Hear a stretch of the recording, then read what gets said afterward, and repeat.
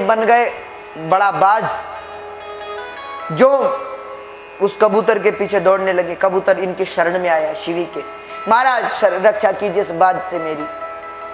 तो उन्होंने कहा ठीक है हम तुम्हारी रक्षा करेंगे।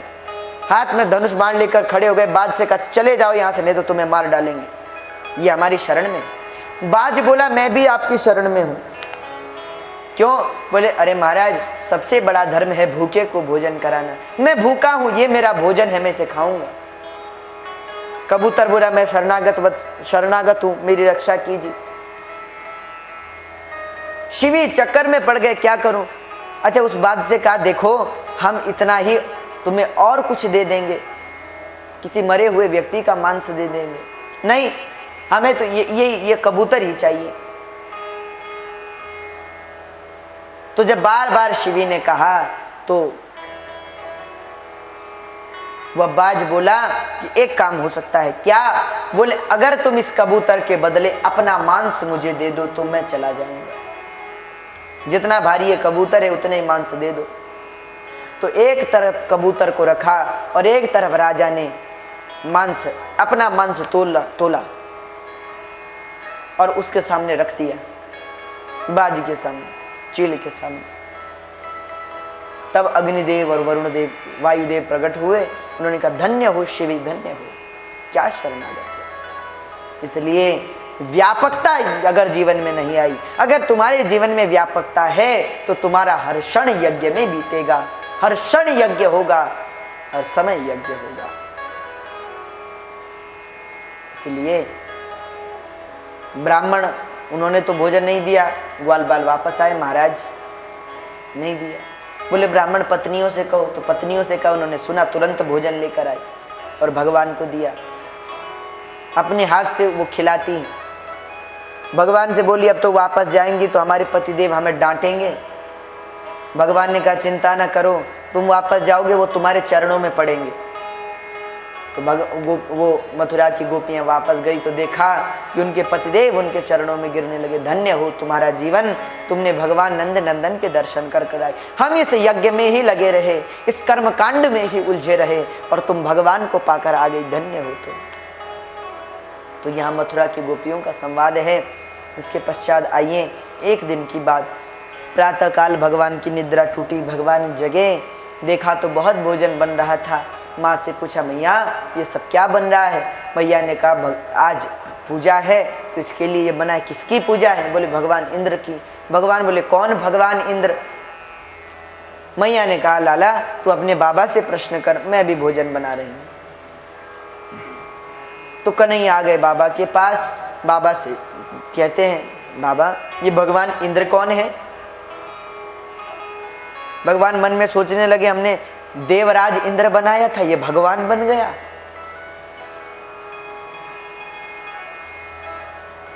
तो इतना सुनते ही नंद बाबा ने कहा कि लाला परजन्यो भगवान इंद्रो मेघस्तस्यात्म मूर्तय ते विवर्षन्ति भूतानां प्रीणनम जीवनम पय।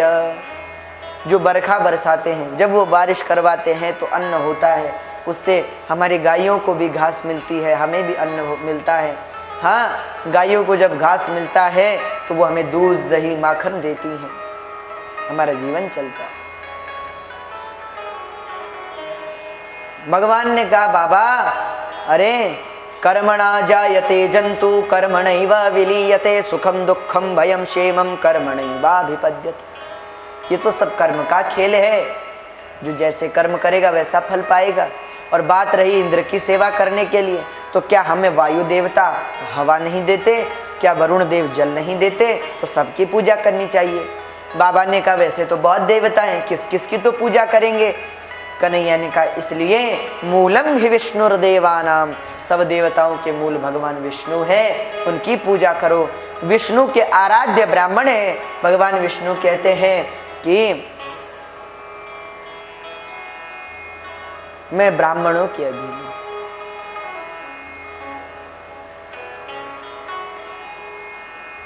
ब्राह्मण श्रेष्ठ है, मैं ब्राह्मणों का भक्त हूं, भगवान विष्णु कहते हैं। इसलिए ब्राह्मणों की पूजा करो। और ब्राह्मणों की इष्ट गौ माता है तो गौ माता की पूजा करो। गौ माता को घास गिरिराज गोवर्धन से मिलता है, इसलिए गोवर्धन महाराज की पूजा करनी चाहिए। तो हमें ब्राह्मण, गौ और गोवर्धन तथा भगवान विष्णु की पूजा करनी चाहिए। और गोवर्धन को तो स्वयं विष्णु का स्वरूप माना गया है, इसलिए गोवर्धन महाराज की पूजा से विष्णु की पूजा का फल भी प्राप्त हो जाएगा। सबने कहा बात तो ठीक है, तो सब लोग इंद्र को छोड़कर गोवर्धन महाराज की पूजा करने लगे। अच्छा, ये भगवान की लीला है।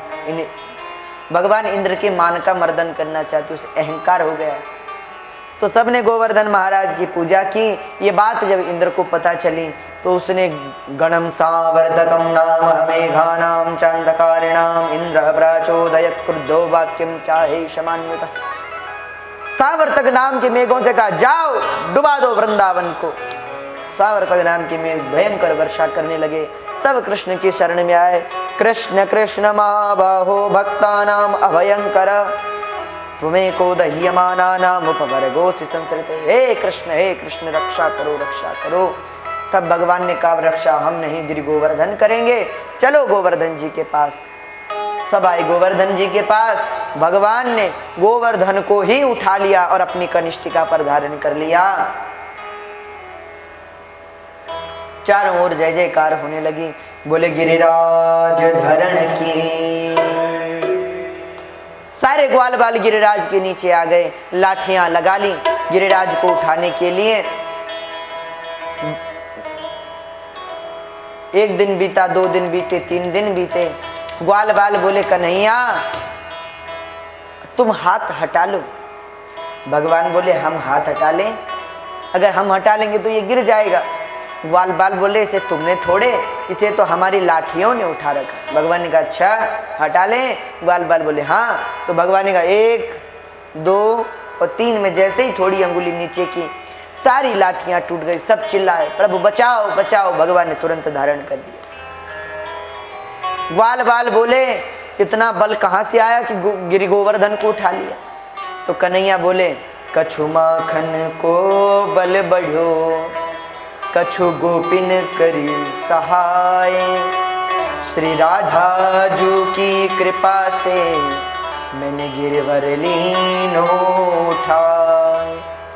कुछ माखन से बल बढ़ा, कुछ तुम मेरा उत्साह बढ़ा रहे हो, और श्री राधा जी के दर्शन मात्र से ही मैंने गिरिराज को धारण किया। तो भगवान ने 7 दिन 7 रात तक गिरिराज को धारण किए रखा। सावर्तक नाम के मेघों में जल समाप्त हो गया। वो लौटे। इंद्र देखने आया कि गोवर्धन ये वृंदावन डूबा कि नहीं, पर ज्यों देखने आया तो क्या देखा? बोले वृंदावन में तो मिट्टी भी गीली नहीं हुई। भगवान ने ग्वाल बालों से कहा सब हट जाओ, वृंदावन वासी सब बाहर जाओ, इसे नीचे रख दें। सब हट गए और भगवान ने गिरि गोवर्धन को भूमि पर रख दिया। अच्छा, जैसे ही भगवान ने भूमि पर रखा तो धूल उड़ने लगी। इंद्र भयभीत हुआ, है यहाँ इतनी बारिश हुई और अब तक मिट्टी भी गीली नहीं हुई, यहाँ धूल उड़ रही है। इंद्र समझ गए ये भगवान ही हैं, शरणागत हुए।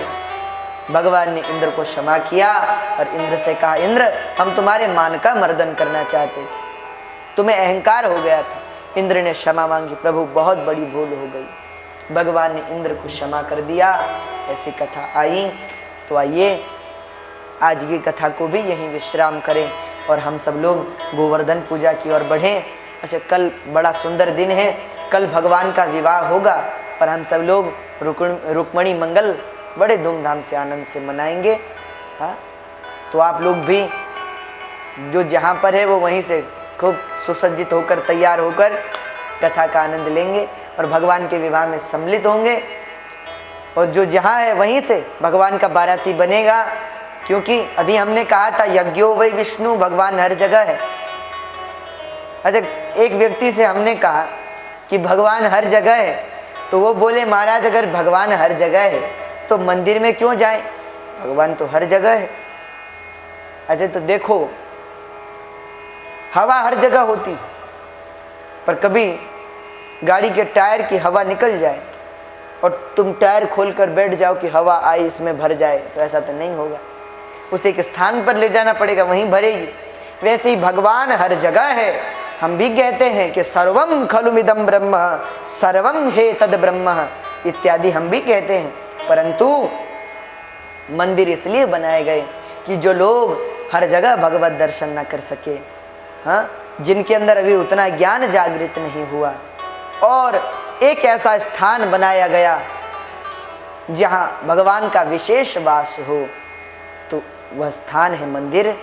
इसलिए ऐसा नहीं है कोई कल से मंदिर जाना कोई बंद कर दे कि उन्होंने कहा भगवान हर जगह है। मंदिर भी जाओ, वहाँ की अपनी महिमा है, पर हम तो कहते हैं मन को भी मंदिर बना लो और मंदिर में भी दर्शन करो। क्योंकि कई लोग कहते हैं महाराज हम बड़े परेशान होते हैं, मूर्तियाँ दोनों ही हनुमान जी की हैं, एक हमारे यहाँ पे भी है, एक मंदिर में भी है, तो दोनों में अंतर क्या है? लोग वहाँ जाते हैं, यहाँ नहीं जाते, क्यों?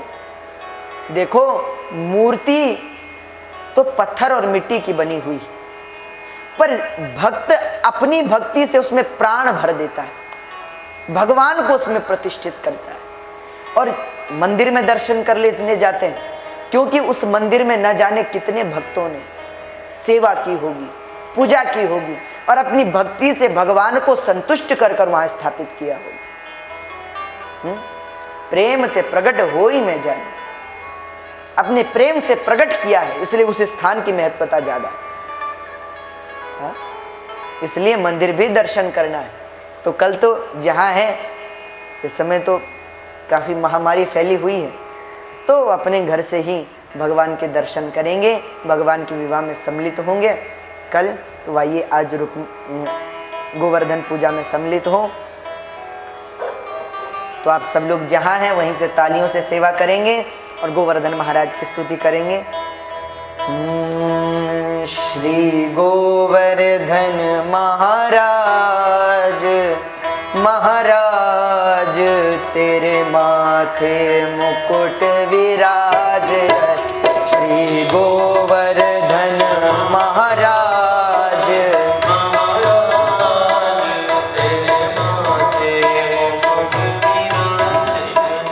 श्री गोवर्धन महाराज, महाराज तेरे